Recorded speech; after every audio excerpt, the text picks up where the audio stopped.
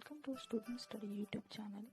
Enjoy today's topic in this video, and if you understand it then like the video and subscribe channel. आज का हमारा topic रहेगा freely falling body के बारे में। Freely falling body क्या रहेगी, जैसे कि एक बॉडी है जिसका वेट W है, W यानी mg है, तो वो डाउनवर्ड एक्ट करेगा। W is equal to mg, जहाँ पर m जो है मास ऑफ द बॉडी है और g होता है एक्सेलरेशन ड्यू टू ग्रेविटी, जिसकी वैल्यू हम लोग 9.8 मीटर पर सेकेंड स्क्वायर लेते हैं, पर नियर अबाउट हम कैलकुलेशन के लिए उसे 10 मीटर पर सेकेंड स्क्वायर भी ले सकते हैं। जी की वैल्यू है 9.8 metre per second square, calculation के लिए मोस्टली आपको दे सकते हैं 10 मीटर पर सेकेंड स्क्वायर, तो ये हम यूज़ कर सकते हैं। तो एक बॉडी का वेट हमेशा डाउनवर्ड डायरेक्शन में एक्ट करता है, ये हमें पता रहना चाहिए। हम लोग यहाँ पर फ्रीली फॉलिंग में कुछ केसेस पढ़ने वाले हैं जिसमें हम बॉडी को थ्रो करेंगे। कई बार ऊपर से जैसे एक बॉडी है उसे सीधे नॉर्मली नीचे ड्रॉप कर दिया, वो केस पढ़ेंगे, या फिर किसी हाइट से बॉडी को ऐसे प्रोजेक्ट करके नीचे गिरा दिया, उस टाइप का केस पढ़ेंगे। तो इस तरीके से हम स्टडी करने वाले हैं। तो सबसे पहला केस हम पढ़ते हैं जिसमें बॉडी को इनिशियल वेलोसिटी u के साथ ऊपर प्रोजेक्ट किया जाएगा। जैसे मान लो ये एक प्लेटफॉर्म है, यहाँ ग्राउंड है, ये यहाँ से एक बॉडी है उसको हम लोग ऊपर प्रोजेक्ट करते हैं विद इनिशियल वेलोसिटी u के साथ। अब हमें पता है ये बॉडी ऊपर जाने वाली है और इस तरीके से वापस से नीचे आ जाएगी, ये होने वाला है, ठीक है। तो हमें इसके बारे में कुछ चीज़ें फाइंड आउट करनी है। क्या क्या फाइंड आउट करना है, जैसे कि हमें ये पता लगाना है कि इस बॉडी ने कितना टाइम लिया टोटल ऊपर से नीचे आने में, जिसे हम बोलते हैं time of flight. Time of flight, body का टाइम ऑफ फ्लाइट कितना था वो हम लोग निकालने वाले हैं। ये हाइट कितनी थी, कि कितनी हाइट ऊपर तक बॉडी गई, उसे हम लोग बोल देते हैं h, ठीक है। मैक्सिमम हाइट जहाँ तक बॉडी रीच की उसे हमने h बोल दिया, टाइम ऑफ फ्लाइट को हमने t बोल दिया। ये सब चीज़ें हमें फाइंड आउट करनी है। इसके लिए सबसे इम्पोर्टेंट पहले होगी साइन कन्वेंशंस। हमें ये देखना है कि क्या चीज़ हम पॉजिटिव लेंगे और क्या नेगेटिव लेंगे जब हम इसे कैलकुलेट करेंगे। सबसे पहले हमें एक बात ध्यान रखनी है कि एक्सेलरेशन ड्यू टू ग्रेविटी जो g है वो नीचे की तरफ लग रहा है, ठीक है। अर्थ का एक्सेलरेशन हमें डाउनवर्ड पुल कर रहा है, तभी तो कोई भी बॉडी जब हम ऊपर जाती है वो अपने आप नीचे आ जाती है due to acceleration due to gravity. तो हमें बेसिकली तो हमारे पास कोई ऐसे रेस्ट्रिक्शन नहीं है, हम किसे पॉजिटिव ले किसे नेगेटिव ले, एक चीज़ को हम लेके चलते हैं जिससे बाकी साइन कन्वेंशन डिसाइड हो जाता है। सबसे पहले हम लोग बात करते हैं u की। बेसिकली जब भी हम इक्वेशन सॉल्व करते हैं तो हम लोग ये मानते हैं कि u को हमें पॉजिटिव लेना चाहिए, मतलब जिस डायरेक्शन में आपने मोशन कराया है उस डायरेक्शन को अगर पॉजिटिव लेंगे तो कैलकुलेशंस काफ़ी इजी रहती है, मतलब अंडरस्टैंडेबल होती है। बाकी हम कुछ भी ले सकते हैं, ऐसी कोई रेस्ट्रिक्शन नहीं है। तो हमने अपवर्ड मोशन को इस केस में पॉजिटिव माना है, हमने माना है कि u पॉजिटिव है, लेकिन g नीचे एक्ट करता है तो g को हम -g मान लेंगे, क्योंकि एक्सेलरेशन ऊपर है पर हमारा मोशन पॉजिटिव नीचे है, तो हम -g मान लेंगे। उसी तरीके से हाइट अगर हम इधर की बात करेंगे तो पॉजिटिव मान लेंगे, क्योंकि हमने अपवर्ड मोशन को पॉजिटिव माना है, ठीक है। अब सबसे पहले हम लोग फाइंड आउट करना चाहते हैं टाइम ऑफ अपवर्ड जर्नी। ये देखो ऊपर जाने में टाइम लगेगा कुछ और कुछ टाइम लगेगा नीचे आने में, तो अगर t अप बोल देते हैं हम लोग टाइम ऑफ अपवर्ड जर्नी को, ठीक है। मान लो मुझे यहाँ से यहाँ तक निकालना है, इस पॉइंट तक का टाइम निकालना है मुझे, सिर्फ इतने के लिए मेरे पास कोई कंडीशन होनी चाहिए। मुझे एक बात तो पता है कि अगर बॉडी नीचे से u वेलोसिटी के साथ ऊपर फेंकी गई है तो एक पॉइंट पर जाकर, मैक्सिमम पॉइंट पर जाकर वेलोसिटी उस बॉडी की 0 हो जाएगी। ऊपर जा रही होगी फिर 0 होगी, फिर उसकी वेलोसिटी कम होगी और वो नीचे आएगी, यही होता है। इसका मतलब इस पॉइंट पे इस बॉडी की वेलोसिटी कितनी होगी, 0 होगी। तो eight top velocity is 0, final velocity 0 है। इनिशियल वेलोसिटी हम जानते हैं कि u है, तो एक इक्वेशन है हमारे पास v is equals to u plus 80, v is equals to u plus 80, हम लोग लगा देते हैं इसे। v क्या है, 0 है, टॉप पे इस मोशन की बात हो रही है एक साइड की, तो यहाँ पर ऊपर वेलोसिटी 0 है फाइनल, तो हमने 0 पुट कर दिया, इज इक्वल्स टू u हमें गिवन रहेगा, तो इनिशियल वेलोसिटी है u plus acceleration downward act करता है g, और हमने अपवर्ड मोशन को पॉजिटिव लिया है, तो ये बन गया -g, और t हमने t अप माना है, टी अप, ये रहा। ठीक है, तो इससे हमारे पास आंसर आ जाएगा u इज इक्वल्स टू, हमें निकालना है T up minus G T up. तो अपवर्ड टाइम हमारे पास आ गया माइनस ऑफ, ये पॉजिटिव आएगा, पॉजिटिव आएगा दोनों ऑपोजिट में, तो ये आ जाएगा u अपॉन जी। तो ये आ गया अपवर्ड टाइम ऑफ फ्लाइट, यानी बॉडी को ऊपर जाने में कितना टाइम लगेगा, u बाय जी टाइम लगेगा। हम चाहे तो सीधा फॉर्मूला लगा सकते हैं, नहीं तो हम ये कंडीशन पुट कर सकते हैं कि ऊपर वेलोसिटी 0 होगी, तो आंसर हमारे पास ये आ जाएगा। अगर आप कंडीशंस पुट करेंगे तो आपको फॉर्मूले याद रखने की ज़रूरत नहीं पड़ेगी और काफ़ी अंडरस्टैंडिंग भी बढ़ती जाएगी। ठीक है, अब हम फाइंड आउट करते हैं मैक्सिमम हाइट यानी h। अगर मुझे h फाइंड आउट करना है तो देखो h के निकालने के, यानी h है क्या, डिस्प्लेसमेंट है बेसिकली। मैंने बॉडी को यहाँ से यहाँ प्रोजेक्ट किया जब, तब तो पूरे में तो डिस्प्लेसमेंट 0 ही हो गई, ये हम लोग जानते हैं। ठीक है, डिस्प्लेसमेंट 0 हो गई, डिस्टेंस नहीं, क्योंकि डिस्प्लेसमेंट क्या होते हैं, शॉर्टेस्ट डिस्टेंस। एक बॉडी को ऊपर उछाला, वापस से नीचे आ गई, डिस्प्लेसमेंट क्या है, इनिशियल फाइनल पोजीशन कंसाइड कर गई, इसका मतलब डिस्प्लेसमेंट 0 हो गई। और हम लोग हाफ की बात कर रहे हैं, जब हमने बॉडी को सिर्फ ऊपर तक लेके गए और तब तक की डिस्प्लेसमेंट कितनी हुई, वो h होगी। डिस्प्लेसमेंट के हमारे पास दो फॉर्मूले होते हैं, एक है s is equal to u t plus half a t square, और दूसरा होता है v square minus u square is equal to 2as।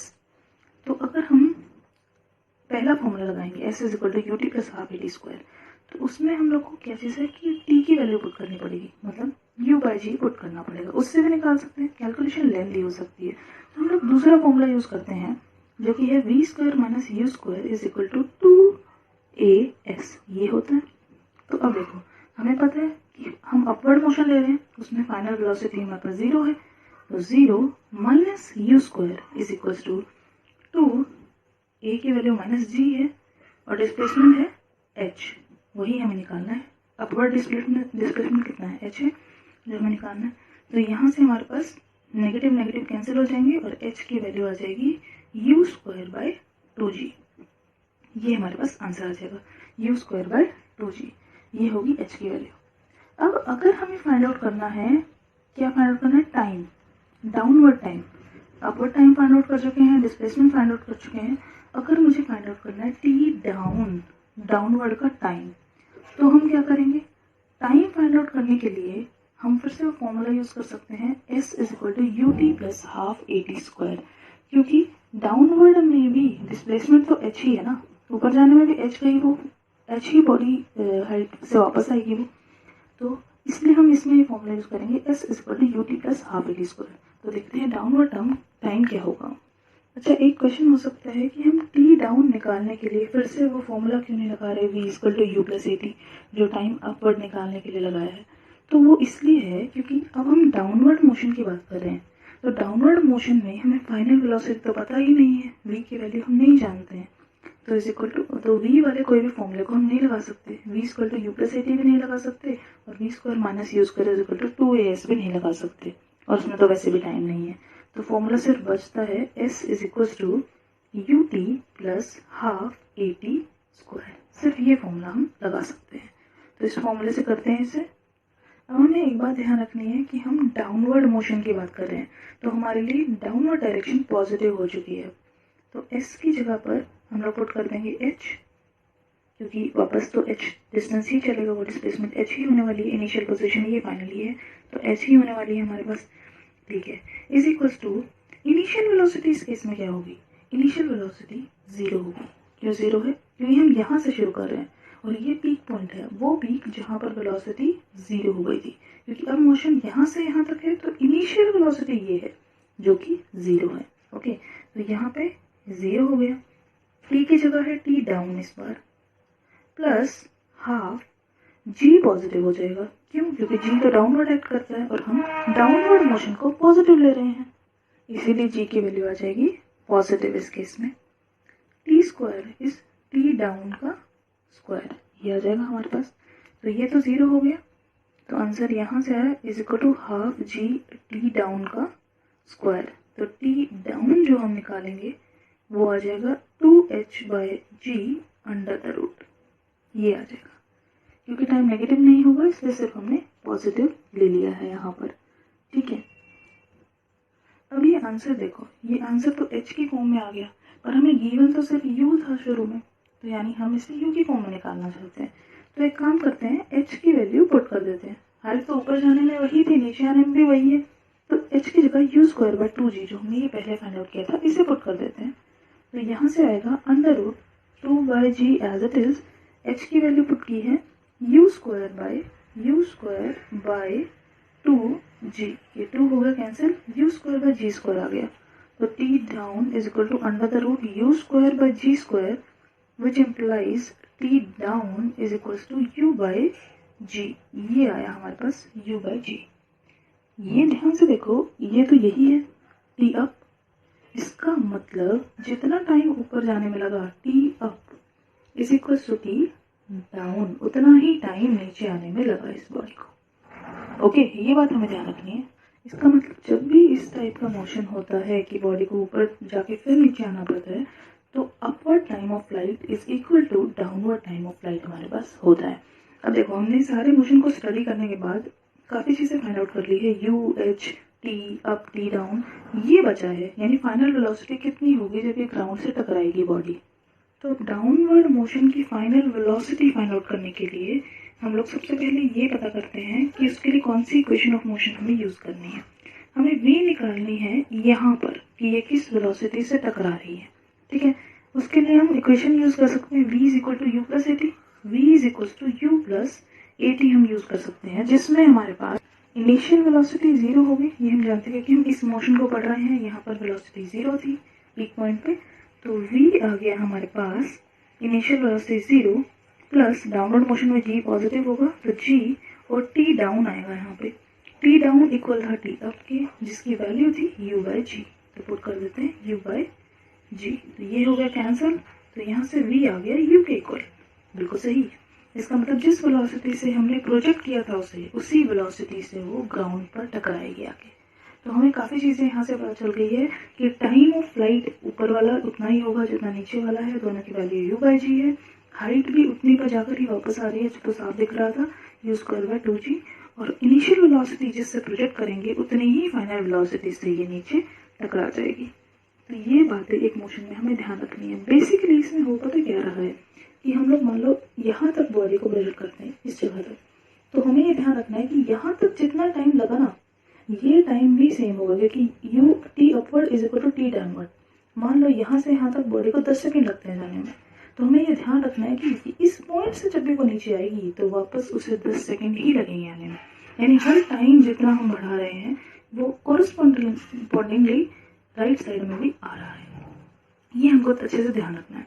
तो ये चीज़ें हमको समझ में आ गई है। अब हम एक चीज़ और फाइंड आउट करेंगे, अगर हमें किसी भी पॉइंट पर हाइट निकालनी है, देखो ये तो हो गई मैक्सिमम हाइट कैपिटल H, अगर मुझे इतना ही लगा लो, ये देखो ये मान लो मैंने स्मॉल h मान ली किसी भी पॉइंट पर, ठीक है, ये मुझे बताना है इतनी हाइट कितनी होगी। उसके लिए क्या करना होगा, देखो अगर हम अपवर्ड मोशन की बात कर रहे हैं इस हाइट को निकालने के लिए, अपवर्ड से सॉल्व करना शुरू कर रहे हैं, क्योंकि इनिशियल वेलोसिटी गिवन होती है ना, इसलिए अपवर्ड से शुरू कर रहे हैं। इस केस में निकालेंगे तो इनिशियल वेलोसिटी का पता नहीं चलेगा।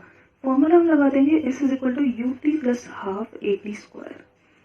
यहाँ पर s की वैल्यू h के इक्वल हो जाएगी। ये हम इस तरह से कैलकुलेट कर रहे हैं इस h को, पॉजिटिव वाले अपवर्ड मोशन से, ठीक है।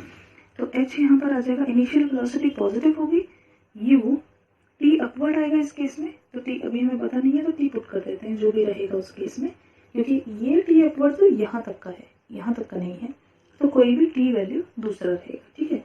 ut प्लस हाफ एक ही जगह रहेगा -g, क्योंकि g डाउनवर्ड होता है लेकिन हम अपवर्ड मोशन की बात कर रहे हैं। g again same t²। तो ये फॉर्मूला लगा के हम लोग पुट कर निकाल सकते हैं किसी भी h पॉइंट पे हाइट, किसी भी टाइम t जो उसको जाने में लगेगा। इसमें से एक चीज़ हमें किसी तरीके से गिवन होगी तो हम लोग फाइंड आउट कर लेंगे, जब हम एग्जाम्पल्स देखेंगे तो हमें क्लियर हो जाएगा। एक चीज़ और है इसमें, अगर मान लो एयर रेजिस्टेंस प्रेजेंट होती, जो हमने ये केस लिया ना, ये एक तरीके से आइडियल केस है। ये बॉडी को ऊपर प्रोजेक्ट किया, फिर बॉडी नीचे आ गई और बीच में कोई और फोर्स ही नहीं लगा ग्रेविटी को छोड़ के। पर रियल लाइफ में क्या होता है, एयर रेजिस्टेंस एक्ट करता है, ठीक है। एयर रेजिस्टेंस क्या है, जो बॉडी को ड्रैग करेगा ऑपोजिट डायरेक्शन में। अगर मान लो हम लोग देखें कि बॉडी ऊपर जा रही है, ये बॉडी है, ये अगर ऊपर जा रही है मान लो, तो उस केस में क्या होगा, acceleration due to gravity G नीचे होगा, बॉडी की वेलोसिटी ऊपर होगी, ठीक है। उस केस में क्या होता है, एयर रेजिस्टेंस हमेशा वेलोसिटी के ऑपोजिट डायरेक्शन में लगता है। हवा की वजह से जो बॉडी ड्रैग होती है, एयर रेजिस्टेंस, तो ये इस वजह से एक एक्सेलरेशन लगेगा एयर रेजिस्टेंस का, ए आर एक्सेलरेशन ये लगेगा जब बॉडी ऊपर जा रही होगी।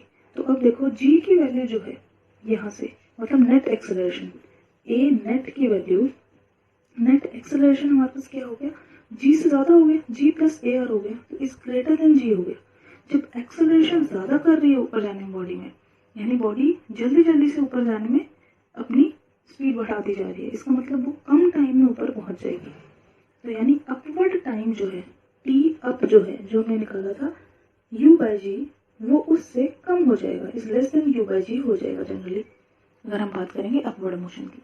ऐसा इसलिए हो रहा है क्योंकि बॉडी बहुत जल्दी जल्दी एक्सेलरेट करने लगी, ज़्यादा एक्सेलरेट करने लगी, तो इसलिए वो कम टाइम में ऊपर पहुंच जाएगी, तो टी अप कम हो जाएगा।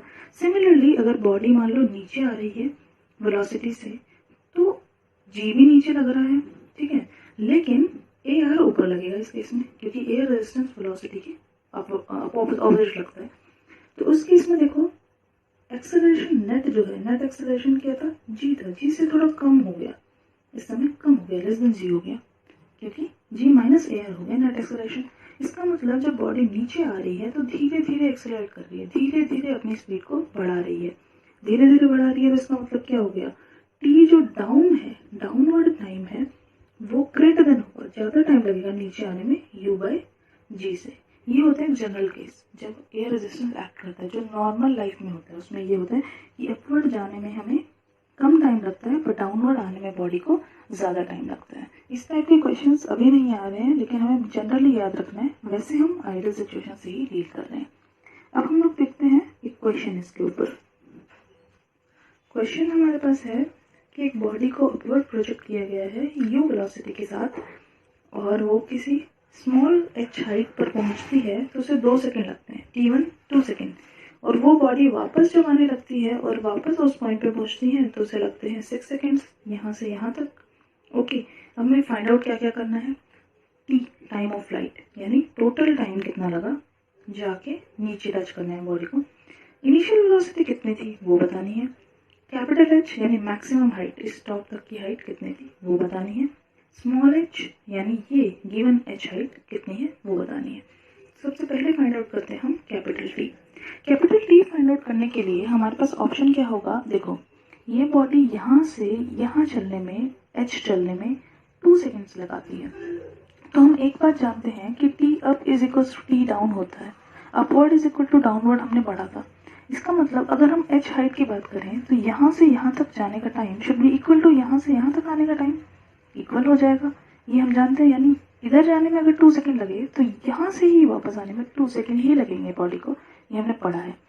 इस बॉडी को पूरा इधर जाने में 6 सेकेंड लगे, तो इसका मतलब टोटल टाइम क्या हो जाएगा, यहाँ से यहाँ तक का 6 सेकेंड प्लस यहाँ तक का 2 second, that means equal to 6 + 2 which is equal to 8 seconds हमारे पास आंसर हो जाएगा time of flight.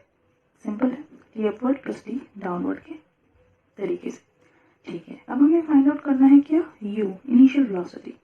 u find out करने के लिए हमें फॉर्मूला हम क्या क्या लगा सकते हैं, पहले ये पता होना चाहिए, या फिर एक तो तरीका है कि हम सीधे सीधे जो हमने पिछले तरीके से फॉर्मूला पढ़ा है, जो कि होता है t upward is equal to t downward which is equal to half time.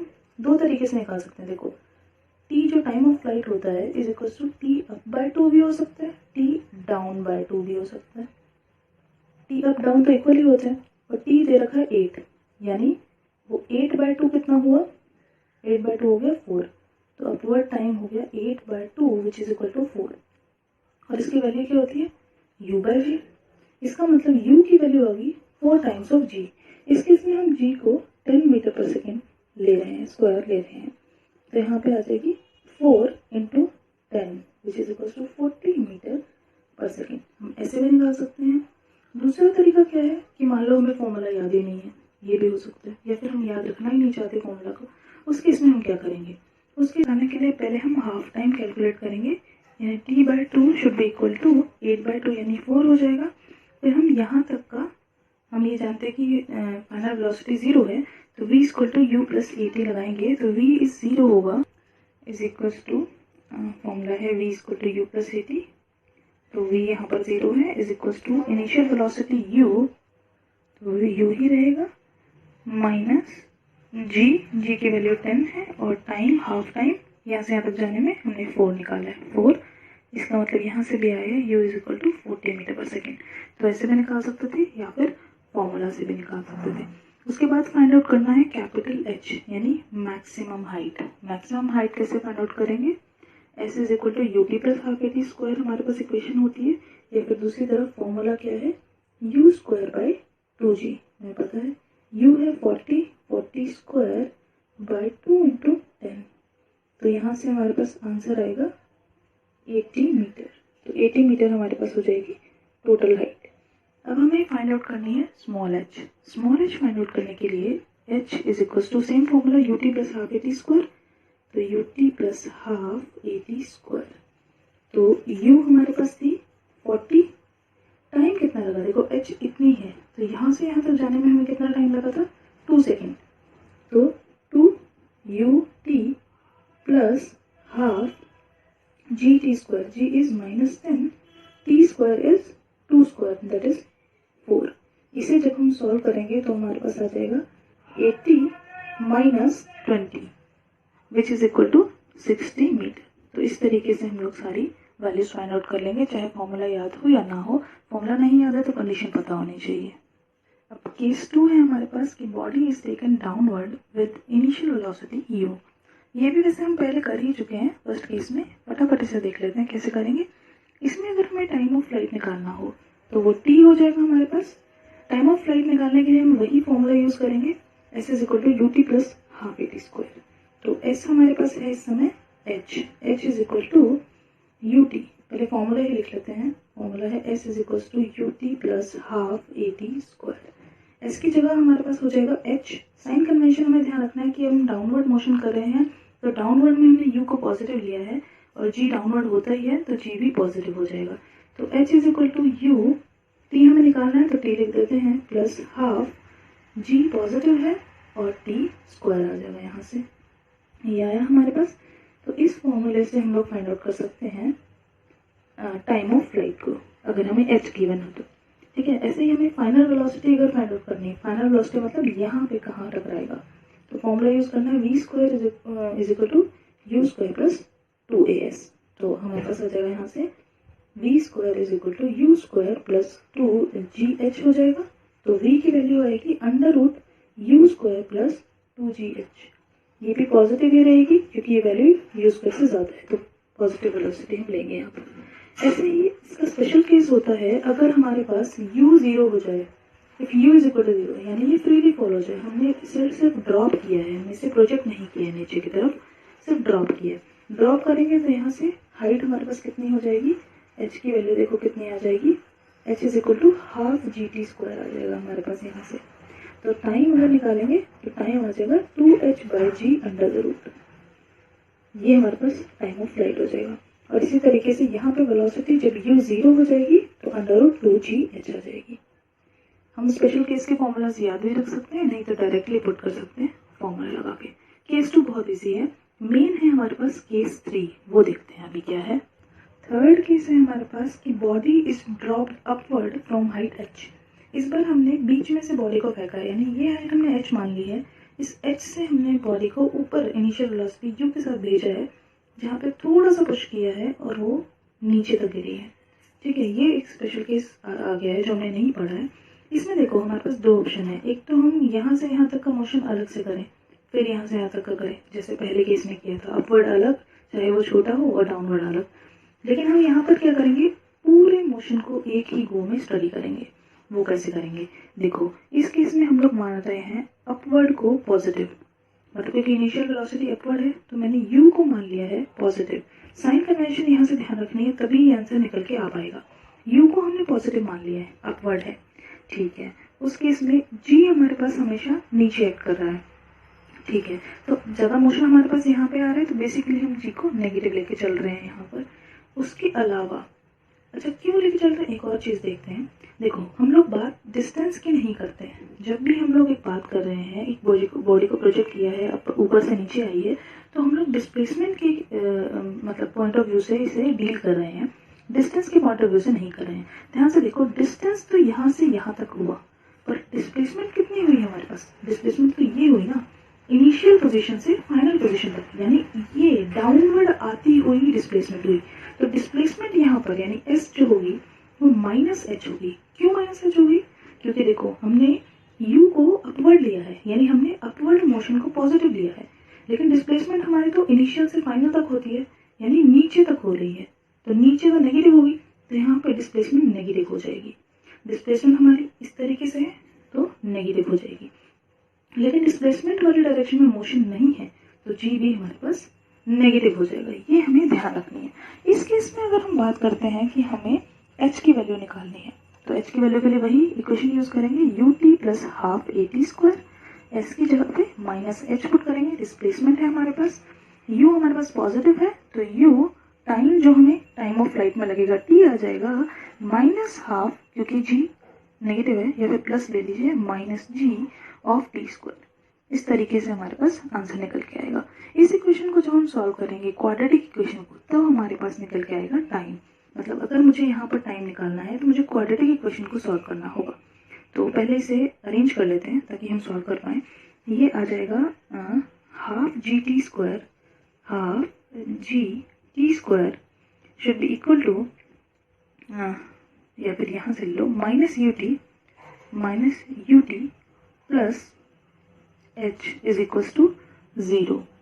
ये माइनस आ जाएगा, तो इस तरीके से हम टाइम की अगर वैल्यू निकालेंगे तो वो आ जाएगी minus b plus minus root b square minus 4ac 2gh upon 2a, that means g. इस तरीके से हमारे पास टाइम का आंसर आ जाएगा। ठीक है, टाइम ऑफ फ्लाइट हम इस तरीके से निकाल सकते हैं। इसका एक एग्जांपल देखते हैं ताकि और अच्छे से क्लियर हो जाए।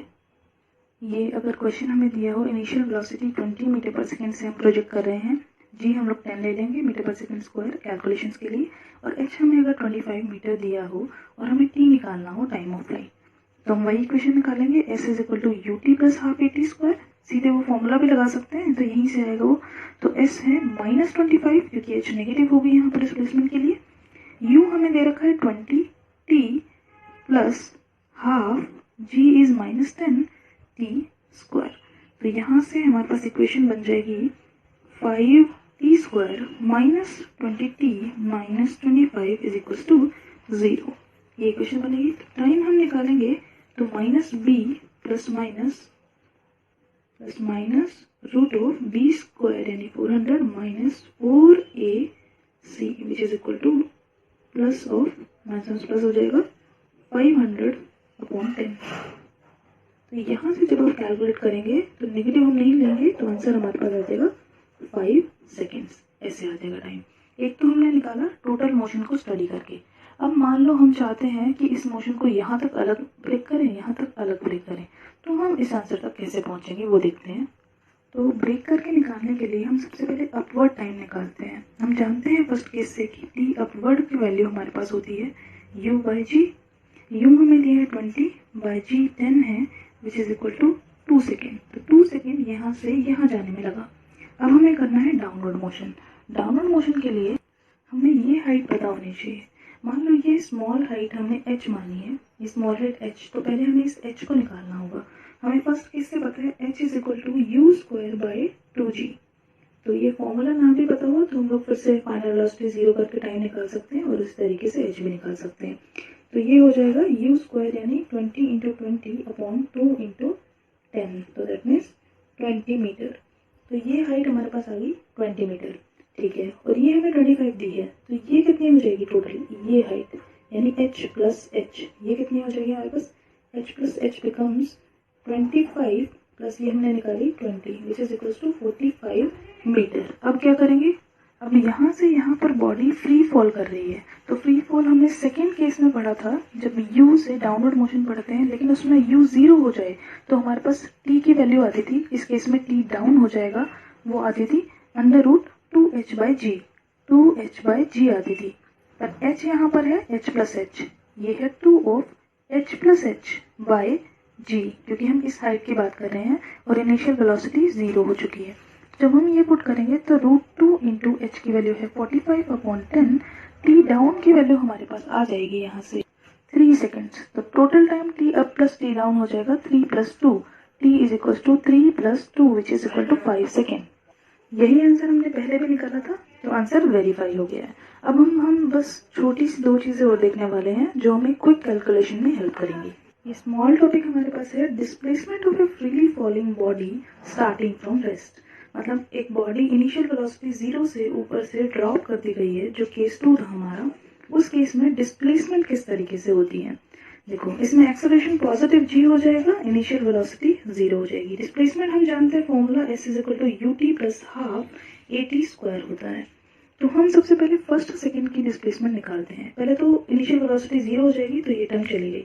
सबसे पहले s1 निकालते हैं, 0 से 1 सेकंड, 1 सेकंड तक की डिस्प्लेसमेंट कितनी होगी, हाफ g की वैल्यू gt² हो जाएगा बेसिकली। ये s1 की वैल्यू हो जाएगी हाफ इंटू t की वैल्यू हमने 1 पुट की है, ये आ गई 5 मीटर। इसी तरीके से s2 अगर हम निकालेंगे तो हाफ g t हो जाएगा 2 स्क्वायर इज 4। ये आंसर हमारे पास कितना आ जाएगा, यहाँ से 20 मीटर।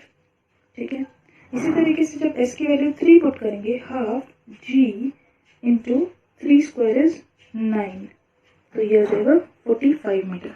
इस तरीके से हमारे पास आंसर आ रहा है।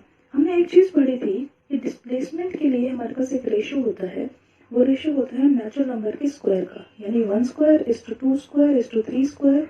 इस तरीके से डिस्प्लेसमेंट चलती है, ये हमने पढ़ा था पहले। यही रेशो एक्चुअल में हर जगह फॉलो होता है। यहाँ पर कैसे फॉलो हो रहा है, मान लो 5 हम कॉमन ले लेते हैं, इसे हम लिख सकते हैं 5 इंटू 1 स्क्वायर, इसे लिख सकते हैं 5 इंटू 2 स्क्वायर इज 4, 4 5 20, इसे लिख सकते हैं 5 इंटू 3 स्क्वायर। इससे फायदा क्या होगा, s4 हमें कैलकुलेट नहीं करना पड़ेगा। मान लो मैं कैलकुलेट ना करूं तो ये हो जाएगा 5 into 4 square, 4 square is 16, 16 into 5 मेरे पास आंसर आ जाएगा 80 मीटर। तो ये हम लोग इस तरीके से भी कर सकते हैं डायरेक्ट करके, जो ये था half into g into 4 square which is equal to 16, तो हमारे पास सेम आंसर आएगा 80 मीटर। तो यानी अब हमें आगे कैलकुलेट करने की जरूरत नहीं है, हम इस पैटर्न से डिसाइड कर सकते हैं। हमें बस इनिशियल फाइंड आउट करना है, उसे 1 स्क्वायर से ही मल्टीप्लाई करना है। तो जो भी आपके पास पहला आंसर आएगा उसे जोन से नंबर की डिस्प्लेसमेंट हमें निकालनी हो, वहां से मल्टीप्लाई करके सिंपली फाइंड आउट कर सकते हैं। सेम पैटर्न हमने देखा था nth सेकंड की डिस्प्लेसमेंट में, वो क्या होगा, डिस्प्लेसमेंट इन nth सेकंड में हम जानते हैं कि फॉर्मूला होता है u + ½ a 2n - 1। ये भी पुट करके निकाल सकते हैं, या फिर हम सीधे क्या निकाल सकते हैं कि देखो डिस्प्लेसमेंट इन फर्स्ट सेकंड में वो s1 के ही बराबर होती है, क्योंकि ये 0 to 1 होता है। डिस्प्लेसमेंट इन nth सेकंड हमें याद होगा कि ये होती है 0 से 1th सेकंड में, 1 से 2 में ये हो जाएगा ये हो गया d1, ये हो गया d2, उसके बाद थर्ड तक हो गया d3। जबकि डिस्प्लेसमेंट होती है 0 से अगर हम चलें, ये 1 2 और 3 है, तो ये हो जाएगी s1, s2 यहाँ तक जाएगी और सिमिलरली s3 पूरे तक जाएगी। ये होती है डिस्प्लेसमेंट कंप्लीट, और ये होती है डिस्प्लेसमेंट इन nth सेकंड। ये हम पहले पढ़ चुके हैं और फॉर्मूला ये होता है। तो d1 s1 इक्वल होगी, जो कि आई थी 5 मीटर। ओके, इसी तरीके से अगर हम d2 फाइंड आउट करें, d2 हम लोग या तो फॉर्मूला लगा के आप फाइंड आउट कर सकते हो, n की वैल्यू 2 पुट करके, तो भी वही बात है। या फिर हम क्या कर सकते हैं, s2 - s1। s2 हमारे पास क्या आया था, s1 5 आया था, यहाँ पे वैल्यूज देख लेते हैं। s1 आया था 5 मीटर, s2 आया था 2 स्क्वायर यानी 10 मीटर आया था हमारे पास, s3 हमारे पास आया था इसी तरीके से 20 मीटर आया था, ये आया था 45 मीटर, ऐसे आया था हमारे पास। s4 आया था 80 मीटर, ये आंसर आए थे। तो हमें d2 क्या हो जाती है, s2 - s1, s2 - s1, 20 - 5 15 metre. इसी तरीके से d3 हमारे पास आ जाएगी s3 - s2, तो s3 हमारे पास था 45 में से 20 हम लोग माइनस करेंगे, 25 मीटर। इस तरीके से आंसर आ रहे हैं। हम ये जानते हैं कि nth सेकंड का रेशो क्या होता है, जैसे डिस्प्लेसमेंट का था 1 स्क्वायर इज टू 2 स्क्वायर, इसका ओड नंबर्स होता है, यानी 1:3:5 इस तरीके से चलता है।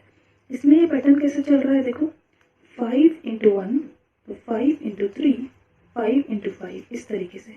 तो हम लोग d4 को गेस कर सकते हैं बिना निकाले, जो कि होना चाहिए 5 इंटू 7 होना चाहिए, विच इज 35 मीटर हमारे पास होना चाहिए। या फिर हम लोग यहाँ से अगर फाइंड आउट करेंगे तो S4 माइनस S3 आएगा which is equal to 80 minus 45, तो हमारे पास 35 ही आंसर आ जाएगा, तो वेरीफाई हो गया। इस तरीके से हम डिस्प्लेसमेंट फाइंड आउट करते हैं nth सेकेंड में या टोटल डिस्प्लेसमेंट फाइंड आउट करते हैं। आज के लिए इतना ही। Thank you very much.